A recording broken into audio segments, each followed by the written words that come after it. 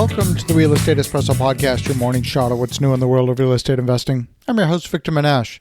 If you're loving what you're hearing on the show, go out and tell two friends today. Show them how easy it is to subscribe to the show. The Real Estate Espresso Podcast is available on more than 20 different platforms. And wherever you listen to podcasts, you're sure to find the Real Estate Espresso Podcast. Spread the love around. Why keep all this goodness to yourself? On today's show, we're talking about student housing. I've been a student housing investor since 2012. Historically, I've loved student housing. I got my start by owning property in the shadow of Temple University in Philadelphia. When you add together the revenue from each room in a student rental, it adds up to much more than the revenue from renting, say, a 3-bedroom apartment. Yes, the turnover is high, and yes, students can be messy. They all tend to move in and out on exactly the same day. The cycle for student housing follows a very specific schedule. It's the academic school year. And if you miss the window for student rentals, you might be facing vacancy for the entire school year, not just a month. But the big story in student housing is the massive change that's taking place in online classes. Long before the mass move to online classes that happened mid-semester due to COVID-19, the trend toward online classes had been underway for more than a decade. When I started investing in student housing, there was a shortage of housing next to Temple University. We were easily able to rent rooms for $600 a month and sometimes even $650 a month. By 2014, as more capacity entered the market, prices started to drop.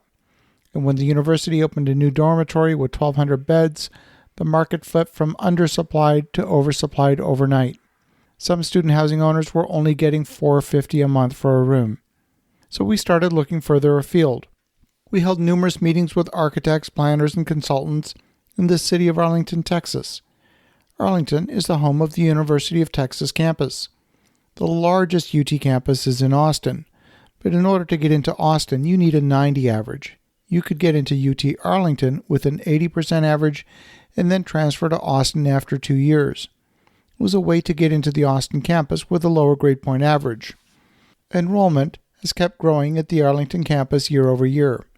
And when I first looked at the UT opportunity back in 2015, there were 22,000 students at the campus. It was largely a commuter campus. Massive parking lots spoke to the number of cars and pickup trucks required to bring students to the campus in a town with very little public transit. We saw the growing demand. We saw the new supply coming into the market. We placed numerous offers on properties for development. Ultimately, we never did quite succeed in getting a large enough property to develop. We decided last year, in 2019, to take another run at delivering student housing to the UT market.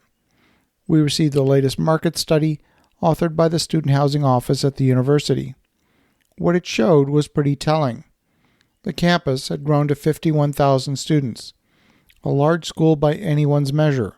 The combination of on-campus housing in one of 18 buildings, along with numerous projects within a short distance of the campus, provided over 6,000 beds, and the approved projects in the pipeline would ultimately bring 11,000 units of student housing to a campus of 51,000 students. So far, it sounded like the addition of another 100 units would not create an oversupply situation. But here's where a small piece of data changed our outlook completely. In 2019, 52% of the classes held on campus were also being simulcast online. That meant if a student lived in the Dallas-Fort Worth area, they could spend an increasing amount of their academic year engaged with the university through their computer screen. If they needed to come to the campus once or maybe twice a week, they would drive. But the case for living on campus was starting to get weaker. The traditional metrics for gauging demand for student housing were being turned upside down. More importantly, if you could even justify the demand today, there was no guarantee that the demand would be there in a decade. What if online classes grew to 60%, 70%, 80%? In the end, we decided that unless we could buy a property directly on the edge of campus, it was becoming too risky an investment. Well, folks, now the COVID-19 crisis has forced the acceleration of the trend that was already underway. Now I get it. There are some faculties that can't be taught online. The School of Medicine and the School of Dentistry are not going to be taught online anytime soon. The PhD program in psychology will not be taught online. But in the past week, Queen's University announced the majority of its classes next fall will be conducted online. The University of Texas is holding the balance of its spring term and both summer sessions online. New York University is doing the same, and so are universities all over the world. So if you're the owner of student housing, you can expect negative cash flow this summer and possibly into this coming fall semester.